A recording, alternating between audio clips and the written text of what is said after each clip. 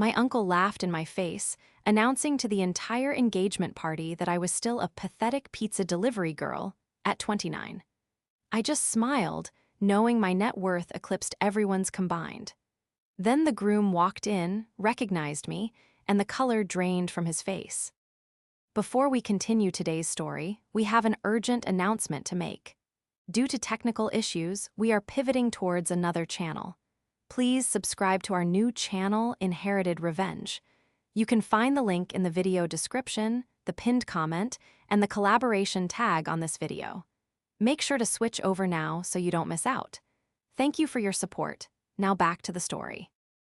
The smell of pepperoni and stale cardboard still clung to my hair, a scent that had become my armor and my disguise. I checked my reflection in the darkened window of the venue's heavy oak doors. My polo shirt, emblazoned with the bright orange Zipco logo, was wrinkled. My jeans had a smudge of grease on the thigh. I looked exactly like what they expected me to be, a failure. My stomach churned, not from hunger, but from a toxic cocktail of exhaustion and dread. It had been a 14-hour day, not sitting in a corner office, but on the ground, running the beta test routes for the new unparalleled logistics algorithm my team had spent 18 months coding. I needed to know how the drivers felt. I needed to know if the last mile promise we sold to investors was actually viable in heavy traffic. So I drove, I delivered, I sweated. And now I was late. Just get in, say congratulations to Liliana, and get out, I whispered to myself, smoothing down the frizzy flyaways at my temples. You don't need their approval. You haven't needed it for a long time. But that was a lie. There is a specific hollow ache that comes from being the black sheep of a family obsessed with appearances. It didn't matter what I knew to be true, it mattered what they saw. And what they saw was Kinsley, the dropout, the drifter, the disappointment. I pushed the doors open. The contrast was like a physical slap. The air inside was cool and scented with expensive lilies and expensive perfume. Soft jazz floated from a live band in the corner. Crystal chandeliers dripped light onto a sea of tuxedos and evening gowns. The clinking of champagne flutes stopped near the entrance as heads turned. I froze.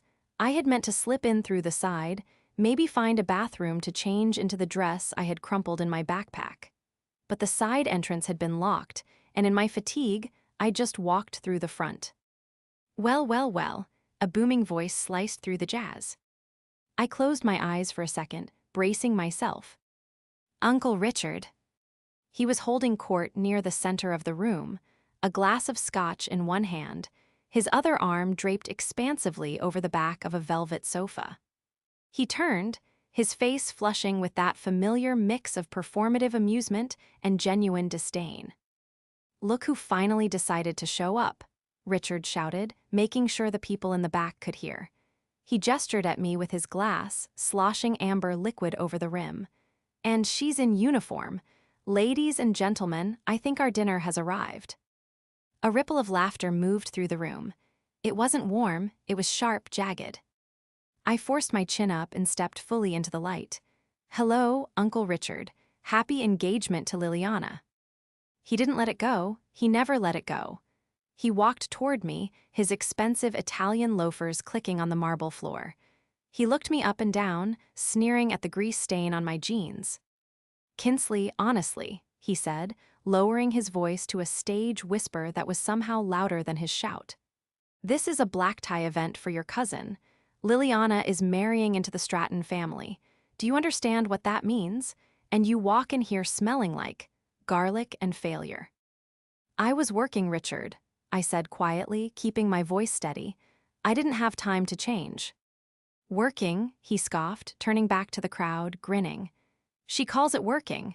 Still delivering pizzas at 29, Kinsley.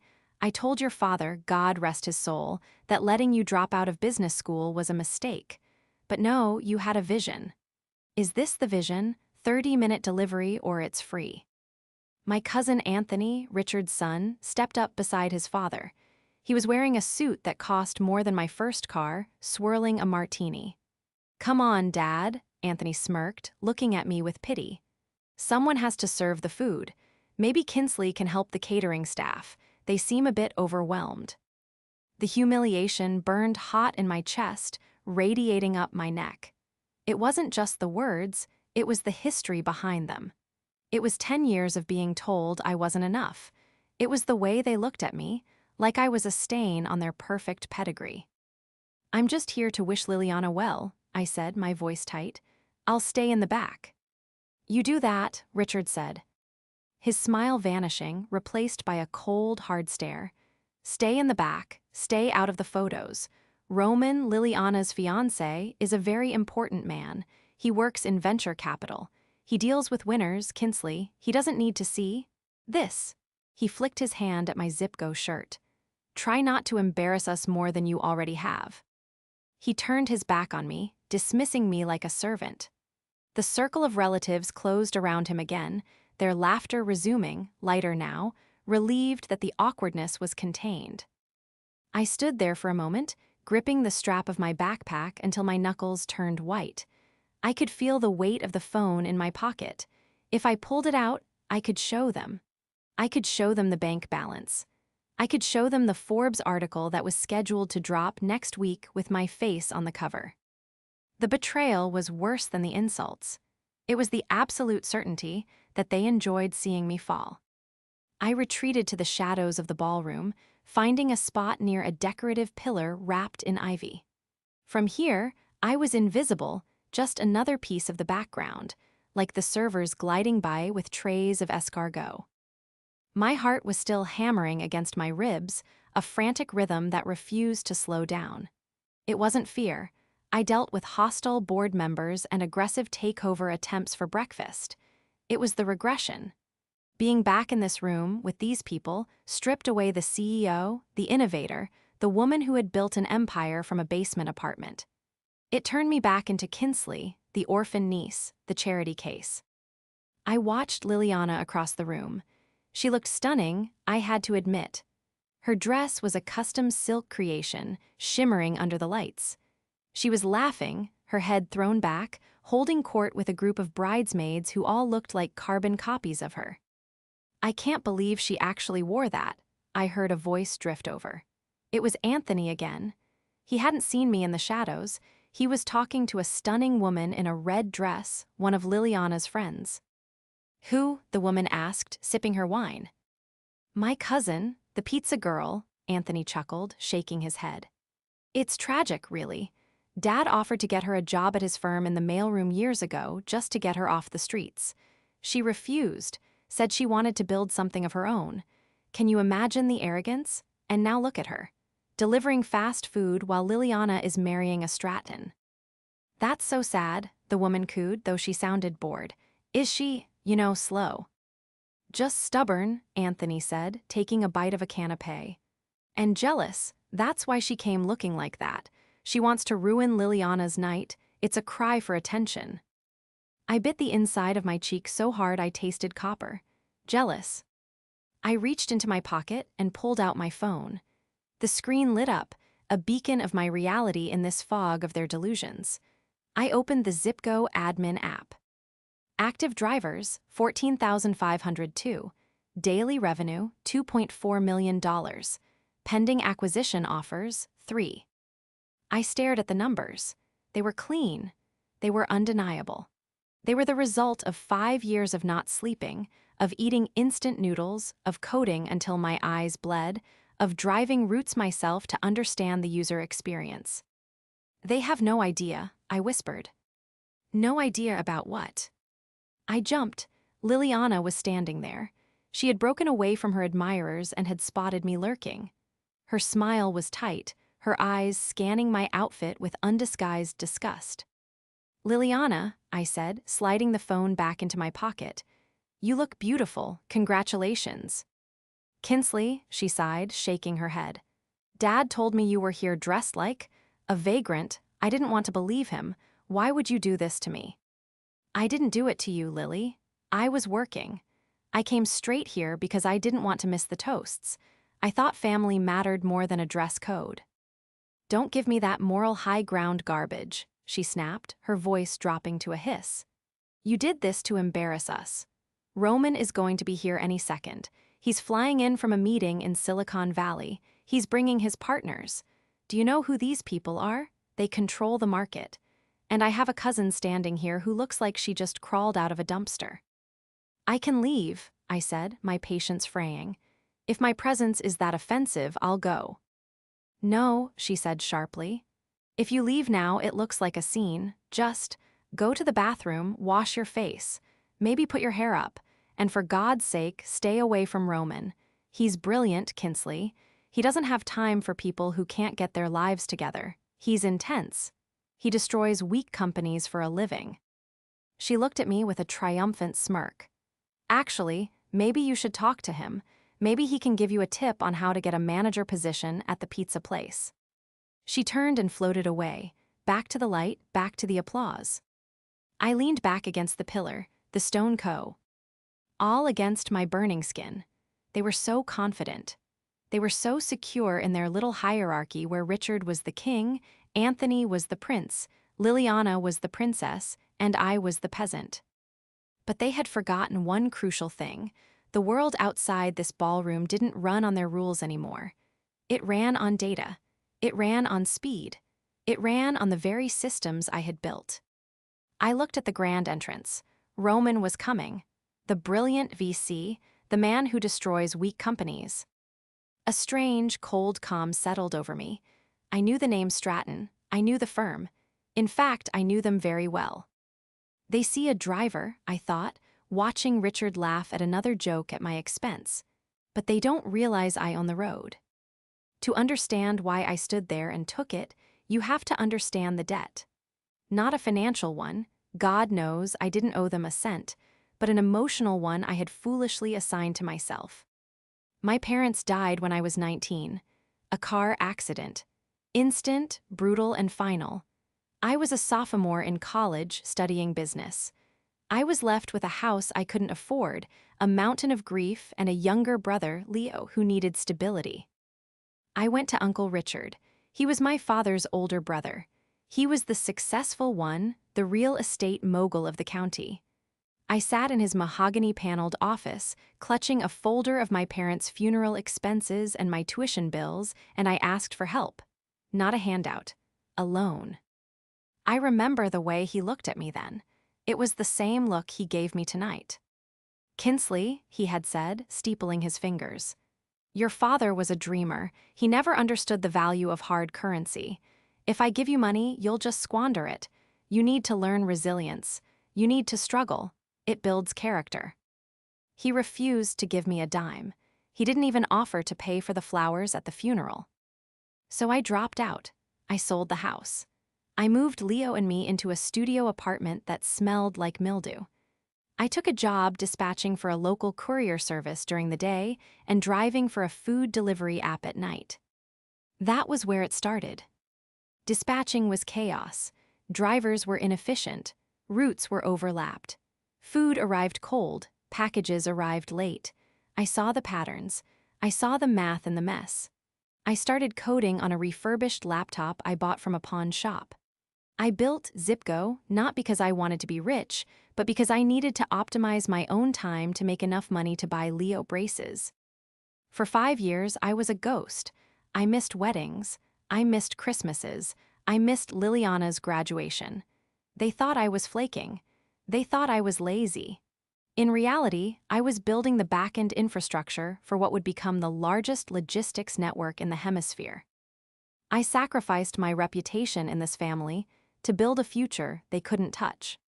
Ladies and gentlemen, Richard's voice boomed again, snapping me out of my memory. He was standing on the small stage now, tapping a microphone. If I could have your attention, the man of the hour has arrived. The double doors swung open again. The room went silent, a reverent hush falling over the crowd. Roman Stratton walked in. He looked exactly like his press photos, perhaps even sharper. Tall, broad-shouldered, wearing a tuxedo that fit him like a second skin. He had the kind of face that didn't smile easily, angular, intense, with eyes that scanned a room like a predator assessing a herd. Behind him trailed 3 other men in suits, his entourage, or perhaps his analysts. Liliana let out a squeal of delight and rushed toward him. Roman caught her hands, kissing her cheek, but I noticed his eyes didn't stay on her. They were still scanning, still assessing. He looked bored. He looked like a man who had been dragged to a tedious obligation when he would rather be closing a deal. Richard practically sprinted off the stage to greet him. "Roman, my boy, welcome, welcome." Richard pumped Roman's hand aggressively. "We were just talking about you. Everyone is dying to meet the genius behind Stratton Capital." Roman gave a polite, tight-lipped nod. "Good to see you, Richard. Traffic was a nightmare." Of course," Richard laughed nervously. "Well, you're here now. Come, let me introduce you to the family properly. You know Anthony." I watched from my pillar, fascinated. Roman was a shark. I recognized the body language. I had sat across boardroom tables from men exactly like him. They respected power. They respected leverage. And they despised desperation. Richard reeked of desperation. "And over there," Richard was saying, sweeping his arm around the room, "is Aunt Margaret and Cousin Joey. Oh, and don't mind the girl in the corner." Richard pointed directly at me. Roman's gaze followed Richard's finger. "That's just Kinsley," Richard chuckled, his voice carrying in the quiet room. "Our little family charity case. She came straight from her delivery route. We're trying to get her to go change. Or leave, but, well, you know how it is. You can't save everyone, right, Roman?" Roman's eyes locked onto me. I didn't look away, I didn't flush, I didn't cower. I straightened my spine, took a sip of my water, and held his gaze. At that distance, I saw the moment of recognition hit him.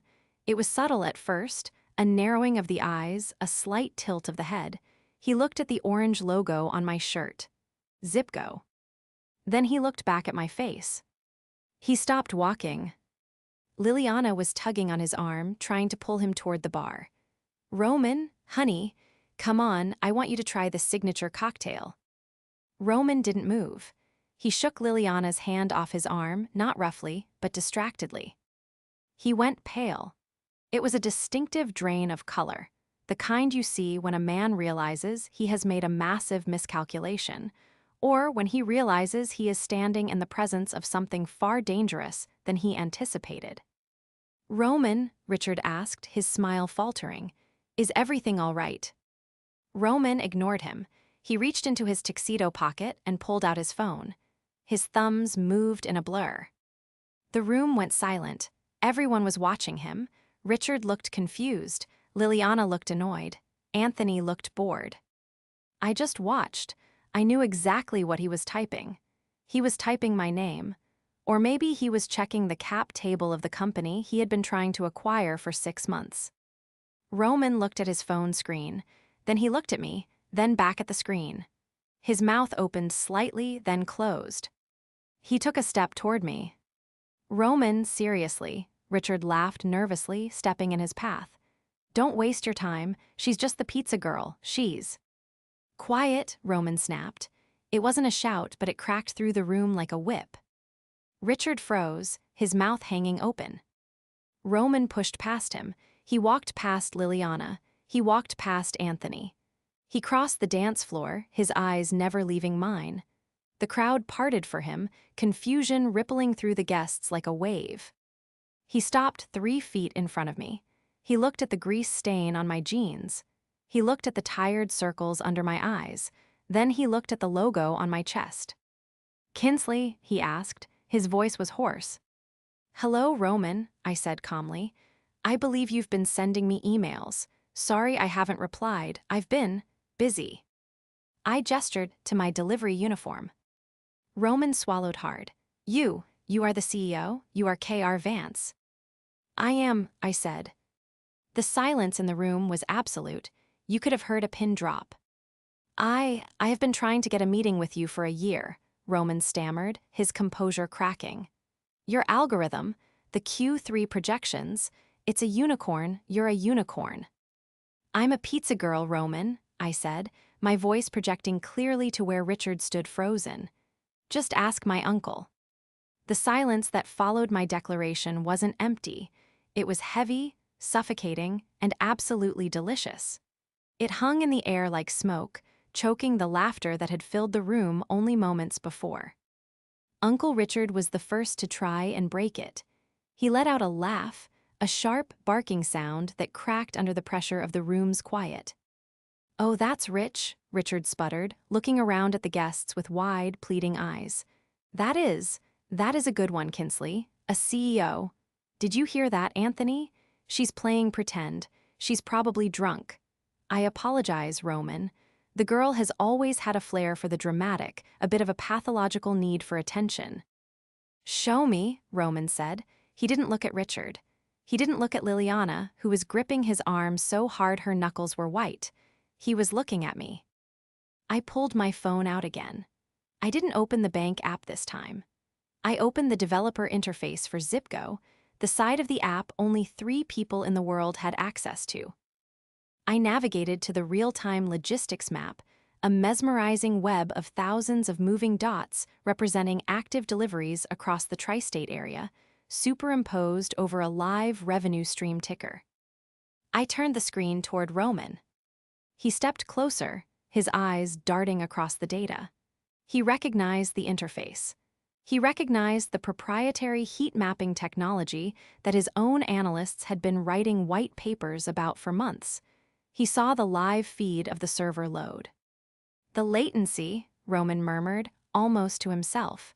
"It's under 20 milliseconds. How did you achieve that stability with this volume?"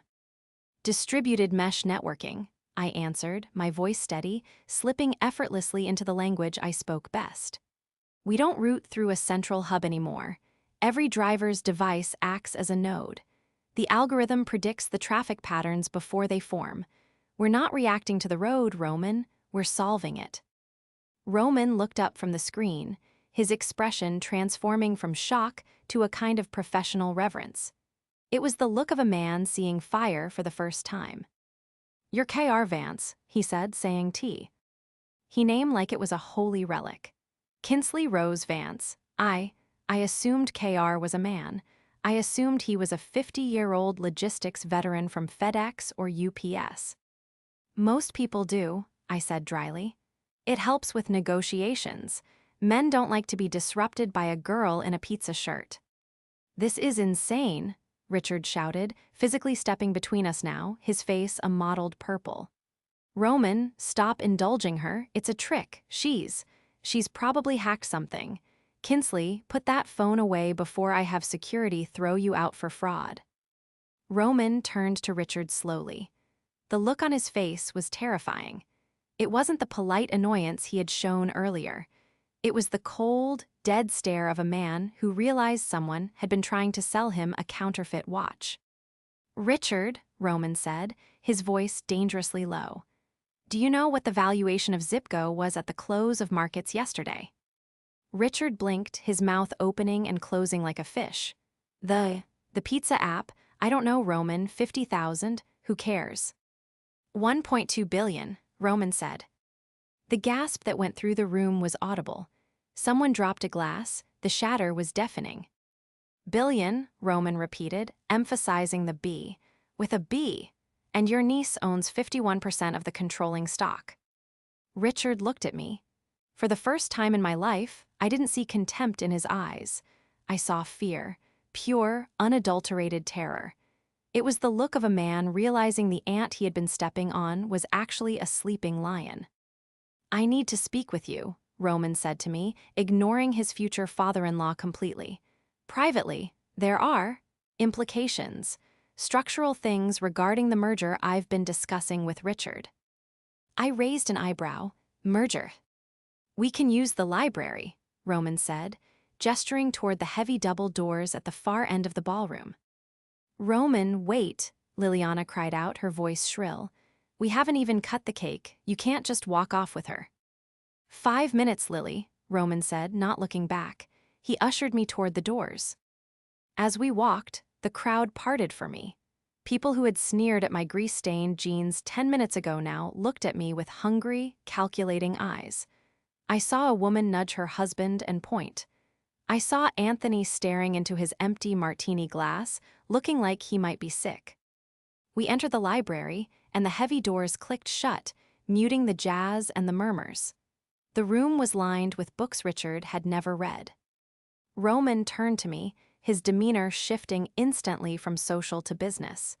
"You have to understand, Kinsley, I didn't know. If I had known you were family." "If you had known, what?" I asked, leaning against a mahogany desk. "You would have treated me with basic human decency, or you would have just tried to buy my company sooner." "Both," he admitted, surprisingly honest. "But that's not the point. The point is Richard." "What about him?" Roman sighed, running a hand through his hair. "He's been pitching me for 6 months. He wants Stratton Capital to bail out his commercial real estate portfolio. He's underwater, Kinsley. Deeply. He's leveraged everything. This house, his firm, Liliana's dowry." I felt a cold spike in my chest. "He's broke." "He's worse than broke. He's insolvent. He's been keeping up appearances on credit and loans from questionable sources. He sold me on the idea that the Vance family had hidden assets he could leverage to secure the loan. He implied he had silent partners." I laughed, a harsh, bitter sound. He meant me. He didn't know I was rich, but he knew I was a Vance. He probably planned to guilt me into signing something eventually, or he was just lying to buy time until the wedding, Roman said grimly. "Once I'm married to Liliana, it becomes much harder for me to let my father-in-law go bankrupt. It would look bad for the firm. It's a trap, Kinsley, a marriage trap." I stared at Roman, the pieces falling into place with sickening clarity. The extravagance of the party. The desperation in Richard's eyes when Roman walked in. The vitriol toward me. It wasn't just that he hated me, it was that he needed me to be small. He needed me to be the failure so he could be the savior, the patriarch who held the family together. If I was successful, his entire narrative and his leverage crumbled. "Show me the pitch," I said. Roman pulled a folded document from his inside jacket pocket. "I carry the term sheet. We were supposed to sign a letter of intent tonight, after the cake." I took the paper. It was thick, creamy stock. Stratton Capital and Vance Holdings, strategic partnership. I scanned the financials. It was a work of fiction. Richard had listed assets that had been sold years ago. He had inflated the value of the estate we were currently standing in by 300%. But then my finger stopped on a line item on page 4. Guarantor Assets, the Leo Vance Education Trust. The room spun. "That son of a bitch," I whispered. "What is it?" Roman asked, stepping closer. "Leo," I said, my voice trembling with a rage I hadn't felt since the funeral. "My brother. When my parents died, there was a small life insurance policy. It wasn't much, maybe $50,000. Richard was the executor. He told me it was gone. He told me it was used to pay off my father's debts. That's why I had to drop out. That's why I had to work 3 jobs." I pointed at the line. "He didn't pay debts. He kept it. He put it in a trust under his own control, and he's been using it as collateral to float his loans." The library doors banged open. Richard stood there, his chest heaving. Liliana and Anthony were right behind him, looking terrified. "That is enough," Richard roared, marching into the room. "Roman, get away from her. She's poisoning you. She's a liar. She's always been a liar." I looked up from the document, my eyes locking onto his. I didn't feel the old fear. I didn't feel the need to shrink. I felt like a guillotine blade waiting to drop. "I'm reading your term sheet, Richard," I said, my voice deadly calm. Richard froze. His eyes darted to the paper in my hand, then to Roman. That is confidential business information. Give it to me." "You listed the Leo Vance Trust as collateral," I said, taking a step toward him. "You told me that money didn't exist." It doesn't," Richard stammered, sweat beading on his forehead. It's a placeholder, just financial jargon. You wouldn't understand, you deliver pizzas." "I understand that listing a non-existent asset to secure a loan from a federally regulated financial institution is bank fraud," I said. "And I understand that if the asset does exist, and you hid it from the beneficiaries for 10 years while we starved, that's embezzlement." "You ungrateful little brat." Richard lunged forward, his hand raised as if to strike me. Roman moved faster than I expected. He stepped in front of me, catching Richard's wrist in midair. It wasn't a violent grab, but it was firm, immovable. "Don't," Roman said softly. "Do not touch her." Richard yanked his arm back, panting. He looked at Liliana, desperate for an ally. "Lily, tell him your cousin is crazy. She's ruining your night. She's jealous of you." Liliana looked at her father, then at me. Her lip quivered. "Daddy, what is she talking about? What trust?" "Nothing," Richard screamed. "She's making it up, look at her. She's in a dirty shirt, she's filth." "I might be in a dirty shirt," I said, "but I'm the only one in this room who isn't a fraud." I turned to Roman. "I need 5 minutes. I need to make a phone call." "Who are you calling?" Richard sneered. "Your shift manager." "My legal team," I said, "and the forensic accountants who handle my acquisitions. If that money is there, Richard, or if it was there and you spent it, I will find every cent, and I will bury you." I walked out of the library, leaving the three of them in a suffocating silence. I went straight to the terrace. The night air was cool, biting against my heated skin. My hands were shaking as I dialed. "Kinsley," the voice on the other end was Marcus, my COO and oldest friend. "It's 10 p.m. on a Saturday. Did the server farm catch fire?" "I need you to run a search," I said, my voice tight. "Richard Vance, Vance Realty Group, and I need you to pull the probate records for my parents' estate from 2016. Look for a trust specifically named Leo Vance Education Fund." "Okay." Marcus's tone shifted instantly from playful to sharp. I could hear the clicking of his mechanical keyboard. "This sounds personal." "It is, and Marcus, look for cross-collateralization. See if he's pledged assets he doesn't own." "Give me 10 minutes. I'll wake up the legal eagles." I hung up and leaned against the stone balustrade, looking out over the manicured gardens. The party inside was still going, but the energy had shifted. I could see guests whispering, glancing toward the library doors. A shadow fell over me. I turned to see Liliana. She had come out alone. She looked smaller than she had earlier. Her perfect hair was slightly mussed, and her eyes were red. "Is it true?" she asked. Her voice was barely a whisper. "Which part?" I asked tiredly. "That you're rich, that you built that company." "Yes." "And the money for Leo's." I looked at my cousin. We had been close once, when we were kids, before high school, before Richard told her I was bad influence, and she started believing him. "I don't know yet, Lily, but I know Richard. I know he let me sell my mother's jewelry to buy groceries while he sat in this house. I know he watched me work myself to the bone and laughed about it." Liliana gripped the railing. "He told me he paid for your apartment for a year. He told me you just wasted the money on parties. He said that's why he had to cut you off." "I have never taken a cent FR. Him," I said. "I lived in a basement, Lily. I ate ramen. I didn't party. I worked." Her face crumpled. "He's broke, isn't he? That's why he's pushing this wedding so hard. That's why he made me invite Roman's partners." "He's using you as a lifeline," I said gently. "He's selling you to save himself." She started to cry, silent, shaking sobs. It was the first honest emotion I had seen from her in a decade.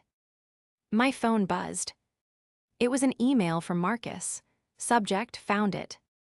I opened the attachment. It was a PDF of a trust ledger. Beneficiary, Leo Vance. Trustee, Richard Vance. Original balance, 2016, $55,000. Current balance, $0. And below that, a series of withdrawals. Transfer to Vance Realty operating account. Transfer to Mercedes-Benz Financial. Transfer to Club Corp membership dues. He hadn't just stolen it. He had spent my brother's future on country club fees and a car lease. But there was more. A second attachment. A loan application filed 3 days ago with a local bank. Collateral pledged. 15% equity stake in Zipco Technologies, claimed via verbal partnership agreement. I stared at the screen. He had tried to pledge my company. He had actually walked into a bank and claimed he owned a piece of Zipco because he was my uncle. It was delusional. It was criminal. He stole it, I said to Liliana, showing her the screen. He stole Leo's money to pay for his car, and he tried to pledge my company, a company he mocked an hour ago, to get another loan. Liliana stared at the glowing screen. She saw the withdrawal for the car she knew he drove. She saw the dates. He bought that car for my 16th birthday, she whispered, horror dawning on her face. He used your brother's money to buy me a car. Liliana, I said, putting a hand on her shoulder. You have a choice. You can go back in there and pretend this didn't happen. You can marry Roman and let Richard use you to cover his tracks, or you can help me end it. She looked up at me. The tears were gone. Her eyes were hard. She looked like a Stratton now, not a Vance. He lied to me, she said. He told me I was the princess, but I was just the asset. She straightened her dress. She wiped her face. Do you have the proof? She asked. I have everything, I said, holding up the phone. Then let's go, Liliana said. I think it's time for the toasts. We walked back inside together. The room went quiet as we entered. Richard was standing by the bar, looking sweaty and frantic, whispering to Anthony. Roman was standing apart, watching the door.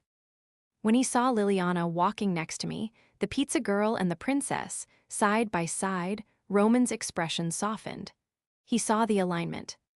Richard saw it too. He paled. I walked straight to the center of the room. I didn't need a microphone. The silence was loud enough. Uncle Richard, I said, I think we need to talk about the Leo Vance Trust. Richard laughed, a high-pitched, manic sound. Kinsley, please, not now, we're cutting the cake. No, Liliana said, her voice cut through his like a knife. She stepped forward, standing shoulder to shoulder with me. We're not cutting the cake, Dad, we're cutting the bullshit. The ballroom, once a sea of polite chatter and clinking crystal, had transformed into an arena. The air was thick with that specific, electric tension that precedes a public execution.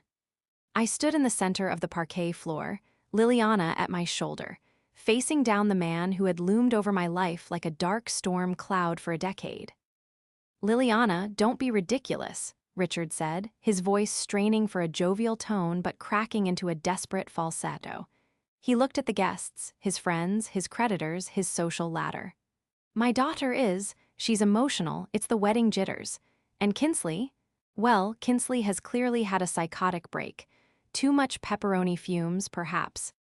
A few people chuckled nervously, but most remained silent.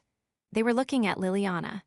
They were looking at the tears that had ruined her makeup and the cold, hard set of her jaw. It wasn't pepperoni fumes, Richard, I said, my voice projecting clearly without a shout. It was forensic accounting. I walked over to the DJ booth. The young man manning the laptop looked terrified, his eyes darting between me and Richard. Give me the auxiliary cord, I said calmly. Don't you dare, Richard screamed, abandoning his calm facade. He started to rush toward me, stumbling over a train of a guest's gown. Security, get her out of here, she's trespassing. Anthony lunged forward to stop me, but Roman stepped into his path. Roman didn't raise a hand, he just stood there, a wall of tailored wool and absolute authority. Anthony bounced off him like a tennis ball hitting a brick wall. Let her speak, Roman said. His voice was quiet, but it carried the weight of a judge's gavel. If it's nonsense, Richard, you have nothing to fear. If it's the truth, I want to see it. I took the cord and plugged it into my phone. The giant projection screen behind the stage, which had been displaying a slideshow of Liliana and Roman's cutest moments, flickered. The image of them on a ski trip vanished. In its place, a spreadsheet appeared. It was magnified, crisp, and undeniable. What is this? A woman in the front row whispered loudly. This, I said, turning to the crowd, is the ledger for the Leo Vance Education Trust. It was established by my father's life insurance policy to ensure my younger brother could go to college. It contained $55,000 in 2016. I swiped my screen. The projection changed. And this, I continued, pointing to the highlighted rows that were now 10 feet tall behind me, is the transaction history. June 12, 2016. Withdrawal, $42,000. Destination, Mercedes-Benz of Greenwich. The room gasped. It was a collective intake of breath that sucked the oxygen out of the space. I looked at Liliana. She was staring at the screen, her hand covering her mouth. June 12th, Liliana whispered, her voice trembling. That was my 16th birthday. I nodded slowly. Happy birthday, Liliana. Your car wasn't a gift from your father's hard work. It was stolen from an orphan. It was the reason my brother had to take out predatory student loans. It was the reason I ate instant noodles for 3 years. Lies, Richard shrieked, his face a map of ruin. It's a fabrication, a Photoshop. She's good with computers, everyone knows that. She faked it. Did I? I swiped again. The screen changed to the loan application from 3 days ago. This is a federal loan application filed by Vance Realty Group, I said.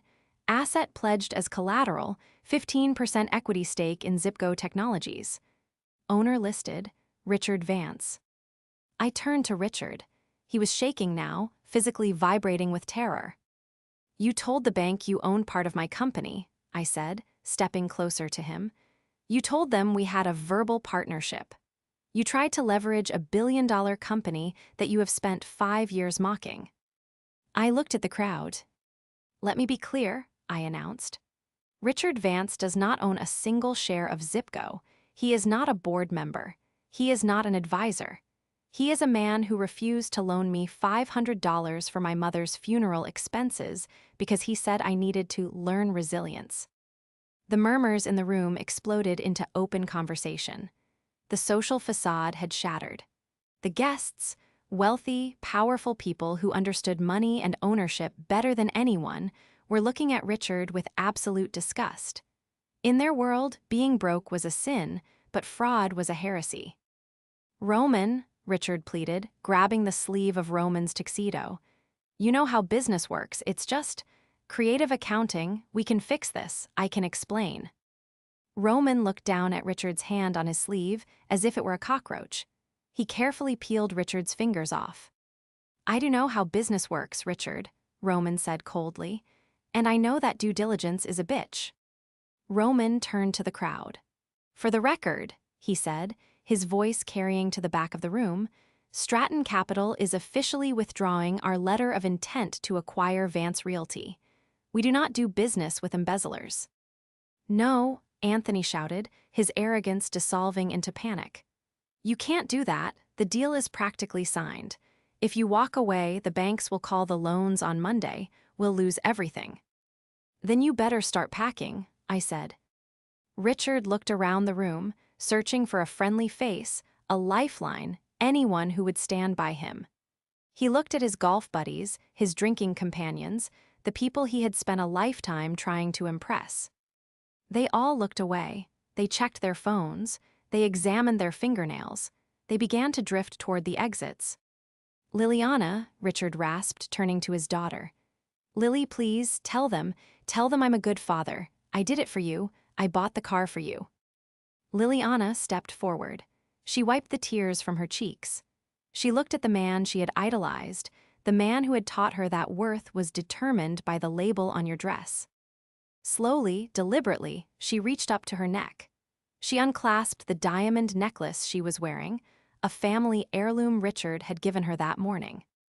You didn't do it for me, she said, her voice shaking but clear. You did it so you could look like the big man. You did it so you could brag. She dropped the necklace into his hand. It landed with a heavy, final clatter. I don't want it, she said. I don't want the car. I don't want this party. And I don't want to be a Vance if this is what it means. She turned to Roman. I'm sorry, she said softly. You don't have to stay. I know this is a lot. Roman looked at her, really looked at her, for the first time all night. He saw the strength beneath the polish. I'm not going anywhere, Roman said. He took her hand, but I think we should leave this party. The catering is terrible anyway. He looked at me. Kinsley, do you need a ride, or is your driver waiting? I smiled.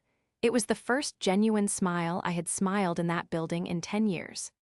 I drove myself, I said, and I have one more delivery to make.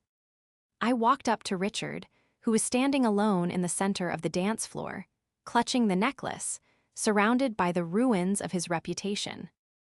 I reached into my backpack and pulled out a single, small item. It was a receipt. The receipt for the funeral home from 10 years ago, the one I had paid off dollar by dollar over 3 years. I tucked it into the breast pocket of his tuxedo. Paid in full, I whispered. I turned and walked out. The silence followed me all the way to the door, but this time, it wasn't the silence of judgment. It was the silence of respect. The fall of the House of Vance was not a slow decline. It was a collapse. By Monday morning, the news of the engagement party audit had circulated through the local financial blogs. By Wednesday, the bank had frozen Richard's assets pending a fraud investigation. By Friday, the foreclosure notices were posted on the gates of the estate. I didn't gloat, I didn't give interviews. I simply went back to work. Zipco was entering a critical phase. We were launching in 3 new countries, and the acquisition talks with a major tech giant were heating up. I spent my days in the war room, surrounded by whiteboards and my team, doing what I loved. But I made time for one meeting. 2 weeks after the party, I sat in a quiet coffee shop in the city, far away from the country club circuit. The bell above the door chimed, and Liliana walked in. She looked different. The designer clothes were replaced by jeans and a simple sweater. She wore less makeup. She looked tired, but she looked lighter.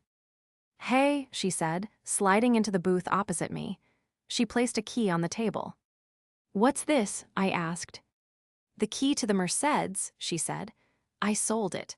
I mean, technically the bank took it, but I signed over the title voluntarily. I didn't want to drive it another mile knowing where the money came from." "Lily, you didn't have to." "I did," she interrupted. "I moved out, Kinsley. I'm staying in a small apartment in the city. Roman offered to let me stay with him, but I need to figure out who I am without the money, without the name."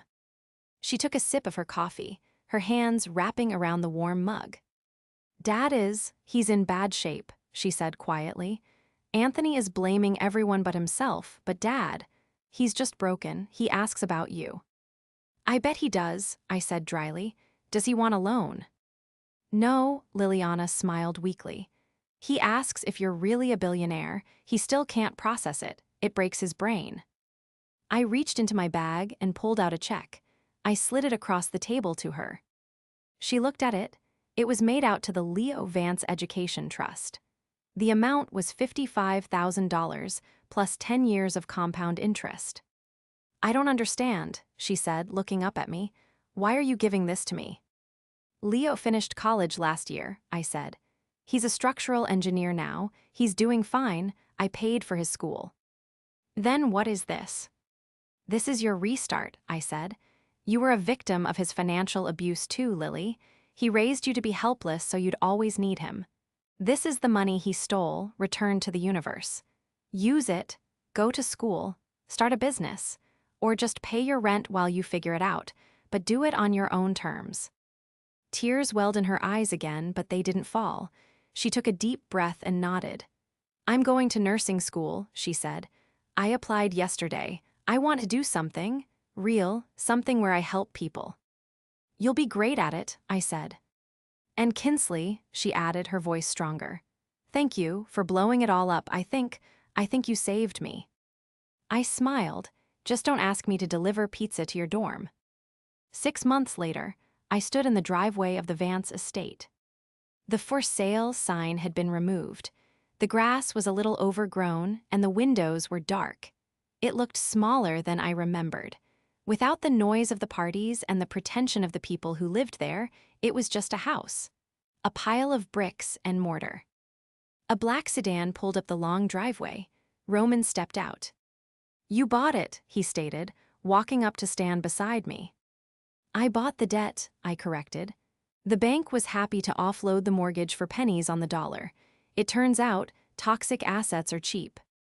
"What are you going to do with it?" Roman asked. Move in, become the new matriarch. I laughed. God no, too many ghosts. I looked at the house where I had begged for help and been turned away. I looked at the balcony where I had stood and realized I was alone in the world. I'm turning it into an incubator, I said. The Vance Foundation for Young Entrepreneurs. Free housing, workspace, and seed capital for kids who have great ideas but no family money to back them. Kids who are told they're failures because they don't fit the mold. Roman smiled. It was a genuine, warm smile. That's poetic justice. It's optimization, I said, turning away from the house. Why let a good asset go to waste? Speaking of assets, Roman said, my firm is still interested in that Series B round for Zipgo, if you're still taking meetings. I might have an opening next week, I said, checking my watch. But you'll have to come to me, no country clubs. Deal, Roman said. I walked back to my car. It wasn't a luxury sedan. It was a practical, mid-range SUV. I got in, threw my bag in the passenger seat, and checked my phone. Active drivers, 25,400. Daily revenue, $3.1 million. I put the car in drive and pulled away from the mansion. I didn't look back in the rearview mirror. I didn't need to. The past was settled, the ledger was balanced, and the road ahead was wide open.